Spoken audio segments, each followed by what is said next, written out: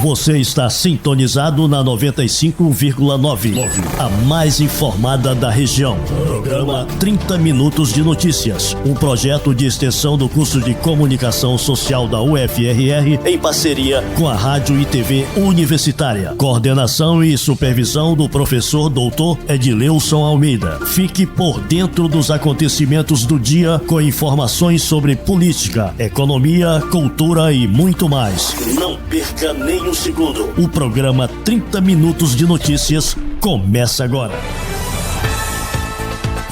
Boa tarde, eu sou Grazi Maia. Boa tarde, eu sou André Oliveira. Começa agora o programa 30 Minutos de Notícias. Com muita informação e serviços. Você está na Rádio Universitária 95,9. Acompanhe a nossa programação pelo aplicativo Rádiosnet. E também pela internet acessando radio.ufrr.br.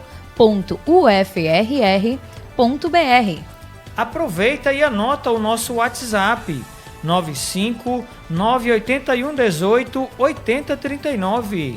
Aqui você ouve as notícias do momento em português e em espanhol. Confira o resumo das notícias de hoje. Notificação de violação dos direitos humanos contra idosos aumenta 97%.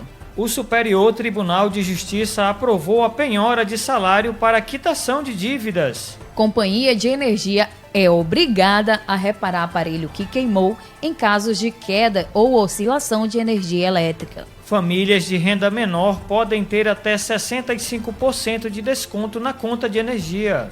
Comunidade Nova Esperança cria a primeira cátedra indígena de Roraima.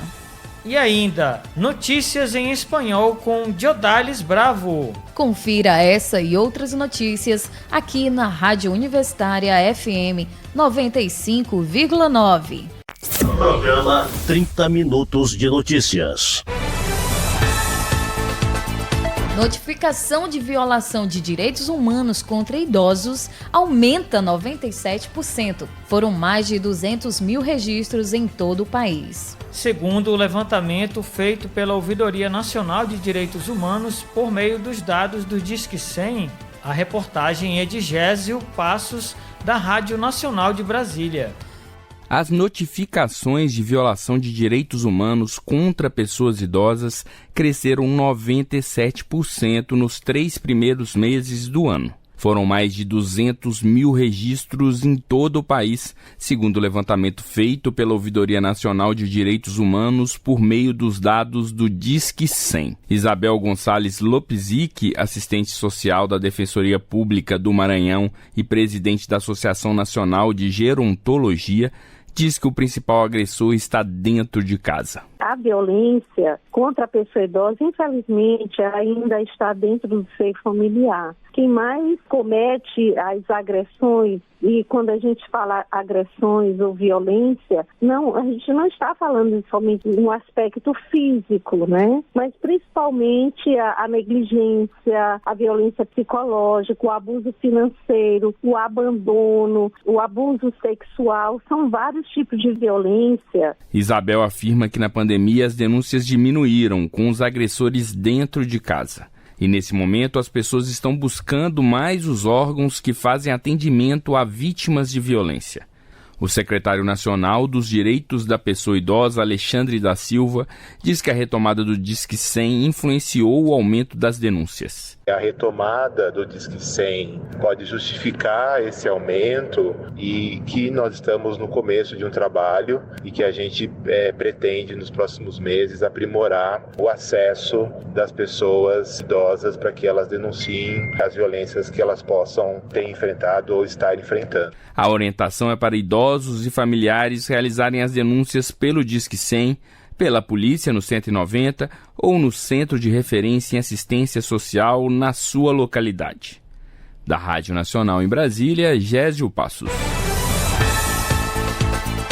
O Superior Tribunal de Justiça aprovou a penhora de salário para quitação de dívidas. Porém, a modalidade de cobrança deve acontecer em casos excepcionais. Confira mais detalhes na reportagem de Ana Lúcia Calda, da Rádio Nacional em Brasília. Salários de qualquer valor poderão ser penhorados para pagar dívidas. A decisão é da Corte Especial do Superior Tribunal de Justiça. Pelo entendimento firmado no STJ, a penhora poderá ser determinada pela Justiça quando outros meios para cobrar o devedor não tenham obtido resultado. O mestre em Direito das Relações Sociais e Trabalhistas, Washington Barbosa, explica os outros recursos. Vou atrás para ver se você tem um carro, vou atrás para ver se você tem uma casa, se você tem algum tipo de bem. Se você tiver, aí eu bloqueio esses bens. Agora, quando não tem nada, não tem um carro no teu nome, não tem uma casa no teu nome, você não tem dinheiro na conta, mas você tem um salário. E o teu salário é um salário bom. Então, o que é que vai fazer? Eu posso pegar aquela dívida que eu tenho e bloquear mensalmente parte do teu salário para que você pague a sua dívida. O colegiado seguiu o voto do relator, ministro João Otávio de Noronha. No entanto, cada caso de cobrança de dívidas deve ser analisado individualmente para assegurar o pagamento e a dignidade do devedor. Além disso, o impacto econômico nas finanças pessoais também deverá ser avaliado. O advogado Washington Barbosa explica o entendimento do STJ. Então agora o STJ virou e disse, não, tranquilo, podemos bloquear, desde que seja mantida poder de sobrevivência dessa pessoa. Isso espalhou para todo e qualquer tipo de dívida. Então, sei lá, eu tenho um carro financiado no banco, não estou pagando. Primeiro, lógico, eles pegam um carro, se não deu para quitar tudo, o que é que ele vai fazer? Ele pode penhorar uma parte do teu salário. Você fez um crediário numa loja, você tem um cartão de crédito, você está devendo uma conta qualquer, ou até se você for um profissional individual, sei lá, um marceneiro, ele foi na tua casa, você contratou um serviço, ele não fez o serviço, você executou esse serviço, você foi cobrar o valor desse serviço. Você pode, se ele tiver uma fonte de renda fixa, você pode penhorar o salário dele. Até então, o salário era penhorado em situações específicas, como em dívidas de pensão alimentícia e quando o devedor ganhava mais de 50 salários mínimos, cerca de R$ 65 mil. O caso julgado envolve um credor que tem uma dívida de R$ 110 mil e recebe salário de R$ 8.500. Na primeira vez que a questão foi analisada pelo STJ, a quarta turma negou a penhora de 30% dos ganhos por entender que deveria ser seguida a lei que impede a penhora para saldar dívidas de até 50 salários mínimos. Ainda cabe recurso ao STF. Da Rádio Nacional em Brasília, Ana Lúcia Caldas. Se preferir, baixe o aplicativo Radiosnet. Ou acesse pelo site radio.ufrr.br. Mande a sua dica ou faça o seu comentário sobre o programa. O nosso WhatsApp é o 959-8118-8039. Você sabia que em caso de algum aparelho que queimou em decorrência de queda ou oscilação de energia elétrica, a companhia responsável pelo fornecimento é obrigada a reparar? Confira como fazer isso na reportagem de Elane Oliveira. A reparação dos aparelhos pela empresa de energia é uma medida prevista no Código de Defesa do Consumidor e em resolução normativa da Agência Nacional de Energia Elétrica. Ao ter um equipamento danificado, você deve procurar a concessionária de energia elétrica, que terá 10 dias para realizar a inspeção no local ou retirar o equipamento para análise. A empresa tem até 15 dias corridos para responder se o pedido de reparo será atendido. Em caso de ressarcimento, o cliente pode receber em dinheiro, optar pelo conserto ou pedir a substituição do equipamento. Caso a empresa se negue, você deve procurar um órgão de defesa do consumidor ou diretamente à Justiça. Elane Oliveira para o programa 30 Minutos de Notícias. Famílias de renda menor podem ter até 65% de desconto na conta de energia. Boa tarde. A tarifa social de energia elétrica é um desconto na conta de luz fornecido pelo governo federal para famílias inscritas no Cadastro Único, ou que recebem benefício de prestação continuada, o BPC.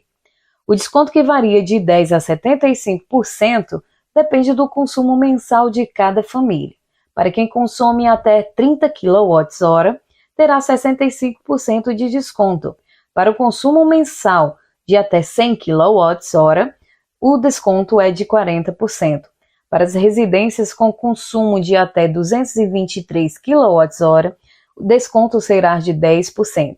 As pessoas que recebem o benefício de prestação continuada, o BPC, são incluídas automaticamente na tarifa social de energia elétrica. Para quem não tem um cadastro único, basta procurar algum centro de referência de assistência social, o CRAS. E caso não tenha CRAS na sua cidade, procure o setor responsável pelo Bolsa Família em seu município. Grazi Maia para o programa 30 Minutos de Notícias. E agora vamos com informações direto da comunidade indígena Nova Esperança, em Pacaraima. Na comunidade foi criada a primeira cátedra indígena de Roraima. São pelo menos 20 pessoas, indígenas e não indígenas, que atuam em temáticas do dia a dia das comunidades. O professor Edileuson Almeida, do curso de jornalismo da Universidade Federal, foi empossado como membro da cátedra e nos relata como foi a solenidade de posse.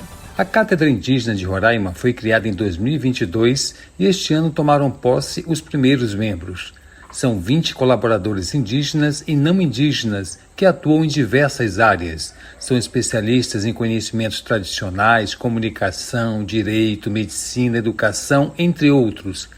O objetivo da cátedra é reunir voluntários e especialistas que identifiquem ações que contribuam com o contexto socioeconômico e cultural das comunidades indígenas de Roraima. O coordenador das comunidades indígenas do Alto São Marcos, Tuxaua Cleiton, acompanhou a solenidade de posse e comentou a iniciativa. Para mim é muito importante porque traz essa junção, né, esse elo de trabalho da liderança juntamente com as comunidades, porque isso é muito importante para nós e fortalece muito também a nossa cultura, o nosso movimento, entendimento sobre política econômica e social de uma comunidade. Então isso traz uma coisa tão importante para a gente. E a gente quer levar isso aqui, esse pensamento nesse trabalho, essa unificação, essa junção mesmo de vários argumentos bons que a gente, ao longo da vida, a gente tentou e hoje nós revitalizamos. Então isso é o fortalecimento da nossa cultura, do nosso entendimento. Então a gente é ser humano e preserva sempre essa nossa cultura, a nossa natureza. A cátedra foi empossada na comunidade indígena Nova Esperança, em Pacaraima.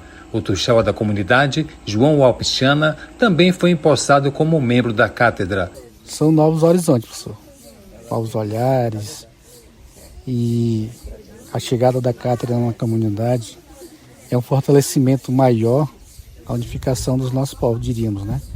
Nós, com todo esse corpo profissional que temos aí, de médicos, juízes, advogados, professores, então para nós é um fortalecimento. A cátedra é coordenada pelo professor indígena Alfredo Walpichana. Ele comentou a importância da cátedra para os povos indígenas. É mais uma iniciativa assim, de extrema importância para a gente, porque como a gente tem um olhar sistêmico e conhecemos muito bem a realidade dos nossos povos, os desafios que eles enfrentam no dia a dia, o desafio para o futuro. Então a cátedra ela vem cumprir esse papel dentro desse contexto que nós estamos vivendo e certamente vão trazer resultados muito proveitosos para os nossos povos. Edileuson Almeida para o programa 30 Minutos de Notícias. E agora vamos para as notícias em espanhol. Com Gildales Bravo. Boa tarde. Y ahora, noticias en español con Gildales Bravo. Buenas tardes, usted está en sintonía de Radio Universitaria 95.9 FM. Desde el 2020, la Fundación Panamericana para el Desarrollo está implementando el programa Integrando Horizontes, financiado por la Oficina de Poblaciones, Refugiados y Migración PRM del Departamento de Estado de Estados Unidos. La coordinadora regional, Miriam Izquierdo, explicó para 30 Minutos de Noticias que el proyecto es muy amplio y tiene como objetivo apoyar a migrantes y refugiados venezolanos vulnerables en Brasil. Es un programa cuyo objetivo es apoyar a la población venezolana en situación de vulnerabilidad, población venezolana migrante y refugiada, en su proceso de integración aquí, en Brasil. Apoyamos con diferentes actividades en diferentes componentes. Es un programa muy completo que incluso el programa tiene proyectos. Dentro del programa existen proyectos y son 4 componentes. Está el componente de protección, componente de integración, acceso a salud y COVID. Sobre los mecanismos y las actividades que han realizado, la coordinadora regional detalló. Hemos apoyado el proceso de fortalecimiento de instituciones públicas. Por ejemplo, tuvimos un curso de español para el CETRAVES, para funcionarios públicos que trabajan en abrigos institucionales, no abrigos de la operación acogida, con población venezolana. Entonces, un curso de español es el fortalecimiento que hemos tenido. Esas son actividades, por ejemplo, de protección que hemos tenido. En integración tenemos 2 líneas. O trabajamos la integración local, como cultural diríamos, con cursos, por ejemplo, de portugués, y la integración socioeconómica, apoyando el proceso de inserción laboral, por decirlo, tanto por la vía de emprendedurismo como por la vía de empleabilidad, sería en español. Entonces, esas son actividades que tenemos de integración también. Y por otro lado, el acceso a salud. Apoyamos en el acceso a salud. PDF apoya con orientación para el cartón SUS, para la tarjeta SUS, y también fortalecimiento de lo que son las instituciones públicas que trabajan en salud, en la Secretaría de Salud, bien con insumos, con equipamiento o con profesionales, médicos, médicas, enfermeros, enfermeras. Y en COVID hemos trabajado también con brigadas de prevención, de orientación, lo que ha sido. Integrando Horizontes trabaja con la población organizada en comunidades y ocupaciones espontáneas, también con instituciones públicas. En este caso con escuelas estatales, la escuela 13 de septiembre, la escuela María das Dores y la escuela Ana Liboria, en el barrio de Mesellana, con mayoría de población venezolana. También trabajamos con los llamados aquí abrigos institucionales, que serían centros de protección de menores. En este caso son menores brasileñas y de Venezuela. Trabajamos con ellos y trabajamos con los abrigos, los refugios de la operación acogida, que son el abrigo Tuaranó, que hemos trabajado con él, y con el abrigo Jardín Floresta. Miriam Izquierdo señaló que han realizado capacitaciones diseñadas para mejorar los mecanismos de protección e integración socioeconómica y cultural. Y hemos realizado capacitaciones, Deidis y Camila, que son agentes de campo, realizaban capacitaciones para orientar a estas personas que iban a ser interiorizadas con vaga de empleo, que se llaman, con una plaza, con un puesto de trabajo ya preestablecido. Les dábamos una orientación sobre el lugar donde iban, los servicios que había en el lugar, sobre derechos laborales, sobre derechos como migrantes, también una orientación de educación financiera. También les hablábamos de un poquito de cómo gestionar ese salario que van a tener, esa nueva vida, ese nuevo proyecto, ¿no? Con cierta orientación en derechos laborales, el lugar donde van a establecerse, las características del lugar, la cultura del país, porque había muchas personas que han sido interiorizadas y llevaban tan solo aquí 2 semanas en Brasil. Entonces el choque cultural es muy fuerte y hemos estado trabajando en esa parte, tanto con población indígena, ¿verdad?, como con población no indígena, que iba a ser interiorizada normalmente al sur de Brasil, que es donde más se está recibiendo población venezolana por interiorización, y apoyábamos en ese proceso. Explicó que la Fundación Panamericana trabaja en la preparación de los jóvenes migrantes. Se hace un levantamiento de los intereses de cursos y ahí en ese levantamiento de intereses aparecen los cursos que ellos quieren realizar, bien en la parte profesionalizante o bien en una parte cuando son más pequeños, porque para nosotros esta ruta está comprendida para jóvenes de 12 a 21 años. Entonces, dependiendo de la edad, sus intereses cambian. Nosotros lo llamamos semilleros, porque ahí nacen nuevas habilidades, que pueden ser habilidades para los oficios o habilidades relacionadas con las artes, ¿verdad?, creativos, que no es tanto para un trabajo en un principio, pero que puede servir. Hemos hecho semilleros de podcast, hemos hecho semilleros de, como ha dicho Deiris, de comunicación comunitaria en la era digital, de graffiti, semillero de graffiti, y hemos hecho 2 ediciones del semillero de informática básica, que ya son cursos de 30 horas y ya da otra, otra validez, ¿no?, para conseguir un empleo, ¿no? Pues se puede aparecer en el currículum. Y esos son los cursos que hemos hecho para los jóvenes, que es voluntario. Una vez terminada la ruta de protección pueden ir a un semillero o no, según ya es voluntario. Y por otro lado, ofrecemos también cursos de portugués. Cursos de portugués que muchas veces, como ya he dicho, no es tanto dónde me puedo inscribir, sino en las comunidades con las que trabajamos. Son comunidades donde PDF ya tiene una confianza, ya tiene un trabajo, entonces se identifican esas necesidades y se hace el curso, se pasa por un proceso interno dentro de la organización y se realiza el curso. Pero normalmente son comunidades organizadas donde se ha identificado esa necesidad. No es tanto un curso donde te puedes inscribir en una escuela, sino se trabaja, como ya he dicho, con comunidades, con ocupaciones organizadas o en albergues donde tenemos ya cierta confianza y ciertas lideranzas que cuentan con nuestro apoyo. Entonces ahí después también tenemos cursos complementarios. En la parte de integración socioeconómica hemos hecho cursos de servicios generales, ¿verdad?, de corte de cabello y de emprendedurismo. Son cursos ya que están en el componente de integración socioeconómica. Y lo mismo ha sido con población organizada. En este caso, la mayoría de los cursos que hemos hecho, si no me equivoco, ha sido con población indígena, ¿verdad? Sí. Con población indígena, para apoyar su proceso de empleabilidad. La agente de campo Deiris Ramos destacó que el curso de informática es uno de los más solicitados por los jóvenes migrantes venezolanos. En el caso del curso de informática, los jóvenes que están en esas comunidades ya organizadas y en los abrigos indígenas, ellos más que todo se enfocan o piden hacer el curso de informática, ya que apenas reciben el certificado, ellos pueden ser parte del proyecto de joven aprendiz. Entonces, apenas ellos terminaron, ya fueron pudieron inscribirse y poder participar de ese proyecto de joven aprendiz. Esto es todo por hoy. Usted está en la radio universitaria 95.9 FM. Yo soy Yogdalis Bravo. Buenas tardes y hasta mañana. Notícias em espanhol com Yogdalis Bravo. E na entrevista do dia vamos conversar com a jornalista e advogada Florani Mota, uma das idealizadoras do movimento Mais Mulheres na OAB. Doutora Florani, boa tarde. Seja bem-vinda ao programa 30 Minutos de Notícias. Boa tarde, caros ouvintes. É uma alegria estar aqui com vocês. O movimento começou em 2015 e em Roraima. E hoje, 7 anos depois, já está em todo o Brasil.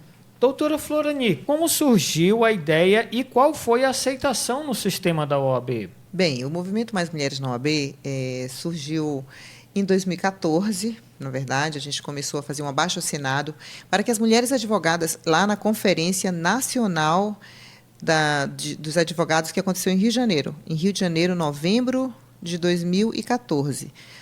A Conferência Nacional é o evento mais importante do sistema OAB, né? O maior evento que tem da advocacia da América Latina. E nós, pela primeira vez, conseguimos um painel voltado somente para a mulher advogada. Então, estava acontecendo de forma, pela primeira vez.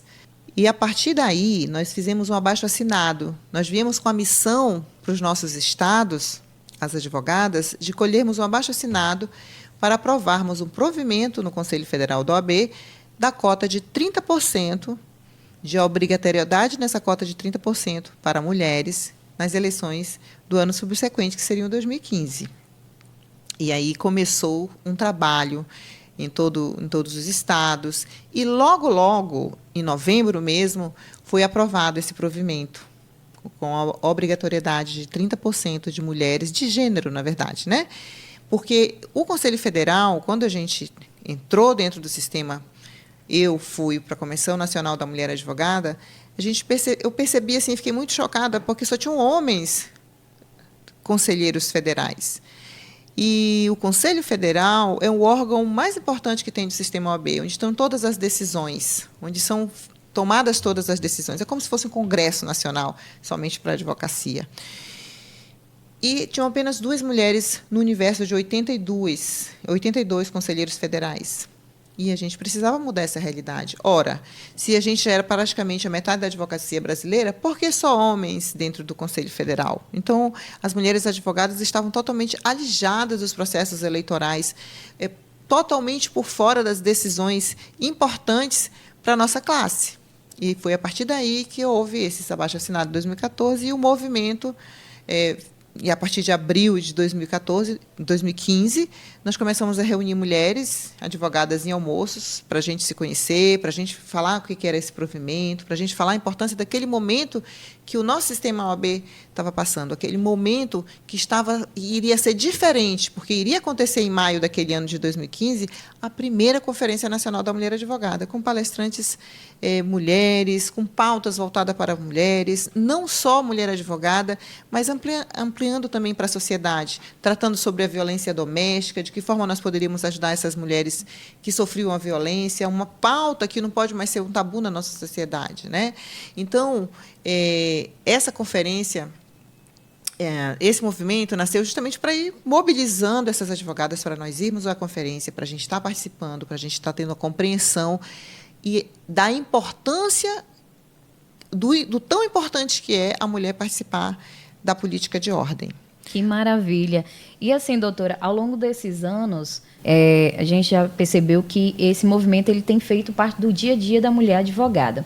Então, a senhora pode citar para a gente aí os maiores impactos que esse movimento tem causado realmente? Com certeza. Já nas eleições de 2015, já teve esses 30% que tinham que ser mulheres. Então, os homens começaram a correr atrás e saber que as mulheres eram importantes naqueles processos, né? Que as mulheres não iam votar só porque, por um pedido, elas passaram a ter valor, um valor eleitoral, eu diria assim, né? Um peso dentro das eleições que não existia antes. Porém, queridos, aconteceu uma coisa muito triste.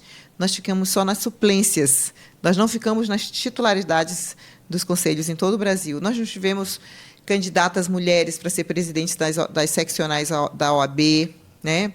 Então, assim, por mais que tenha sido um boom o movimento em maio de 2015 na conferência, onde nós apresentamos a logo do movimento para todo o Brasil, onde todos os estados aderiram ao movimento, começaram a se movimentar essas mulheres, e a partir daí saíram outros movimentos de advogadas também.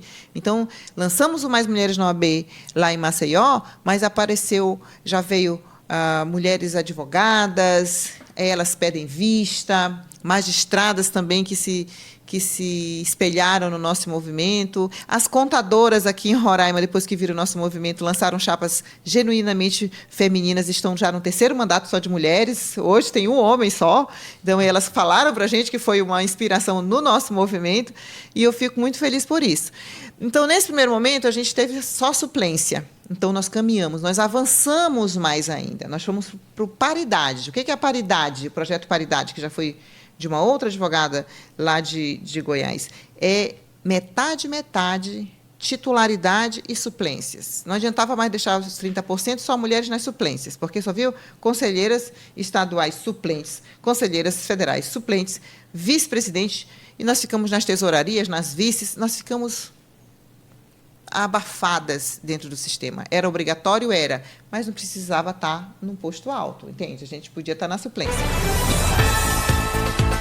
Na entrevista de hoje, conversamos com a jornalista e advogada Florani Mota, uma das idealizadoras do movimento Mais Mulheres na OAB. Muito obrigado, doutora, por sua participação aqui no programa 30 Minutos de Notícia.